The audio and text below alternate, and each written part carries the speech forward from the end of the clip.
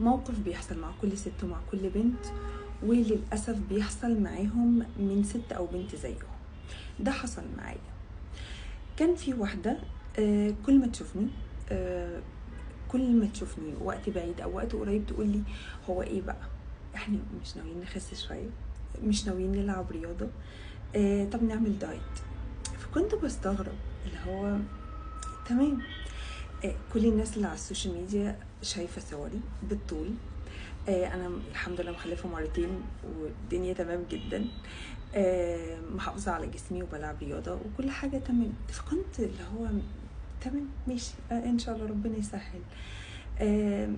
طبعا جوزي واخواتي لما كانوا يسمعوا ان انا بسكت كانوا يقولوا لي قولي لها وانتي مالك، يعني قولي لها الكلمه دي.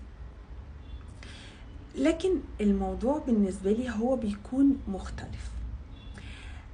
الاختلاف هنا في ايه؟ ان لما حد بيجي يقول لحد عيب فيه او بيخترع عيب في الشخص اللي قدامه وبيقوله له كل شوية، فهو الشخص ده عنده حاجة اسمها hidden insecurities، يعني عنده عدم امان داخلي مخبيه، ودايما بيحاول يخرجه في اللي قدامه، بيعمله زي اسقاط. يعني هو نفسه يقول الكلام ده لنفسه، واول ما بيشوف حد ممكن ان هو يشككه في نفسه، بيضايقه لما بيشوفه، بيحسسه ان هو مش مبسوط، حاسس ان هو بيحسسه بعدم الامان، بيحسسه إن بيقارن بينه وبين الشخص اللي قدامه. فدايما تلاقيه بيعمل ايه؟ بيقلل من الشخص اللي قدامه. تمام؟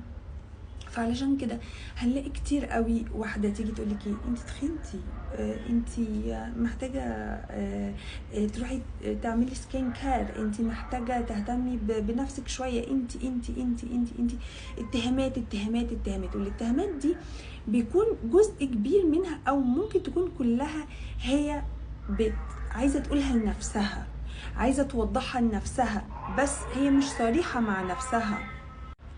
ودايما هتلاقي ان الاتهامات بتزيد والاتهامات بتكتر، ودايما تقولك انت تخنتي، انت محتاجه تهتمي بنفسك، انت محتاجه تعملي سكين كير.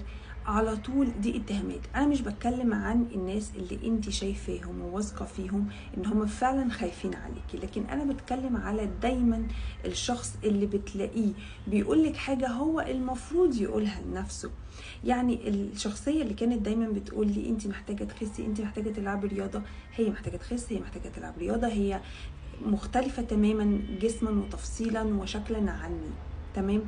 فده بيكون اسقاط على نفسها، هي نفسها تقول لنفسها الكلام ده، ونفسها ان هي توضح الكلام ده لذاتها وتكون صريحه مع نفسها. تمام؟ لو الشخص اللي قدامها بيحسسها بعدم الامان، فبتبتدي تسقط عليه الكلام ده. عشان كده احنا محتاجين نخلي بالنا جدا من نفسنا. فهي محتاجه تقول الكلام ده لنفسها، لكن هي مش قادره تكون صريحه مع نفسها، او لو الشخص اللي قدامها زي ما قلت بيحسسها بعدم امان، او بيفكرها بحاجه معينه، او بيخليها تحس ان في مقارنه، فبتسقط ده عليه. علشان كده مش اي حد يقول لنا حاجه احنا نصدقها، ولازم نفكر ان الشخص ده ممكن يكون عنده hidden insecurities، يعني عدم امان خفي كده جواه. كلمة بتحصل ممكن تفكره بموقف قديم، وانا اتكلمت في فيديو قبل كده عن الموضوع ده. ممكن يتضايق من حد يقول له حاجة، ممكن يكره حد لانه بيفكره بشخص تاني برضو بيحسسه بعدم الامان لما بيفتكره. فكل ده بيحصل مع النفس البشرية. فمش اي حد يقول لنا حاجة نصدقها، مش اي حد يحاول ان هو يهز ثقتنا في نفسنا ننساق وراه. فكرة اني ما ردتش يمكن علشان انا فاهمة اللي قدامي، اوكي، وعارفة ان ممكن في اوقات الواحد حلو قوي ان هو يرد ويكسب الموقف، وفي اوقات لما بيتعامل معاها بهدوء بيكسب الشخص وما بيخسرهوش. بس كده. واتمنى ان يكون الفيديو وضح لكم ليه بعض الاشخاص ممكن يكونوا دايما كل ما يشوفونا يقولوا لنا كلمة او يشككونا في نفسنا، بس في حاجات احنا بنرد عليها وبنرد عليها بذكاء، وفي حاجات بنطبطب على الشخص اللي قدامنا.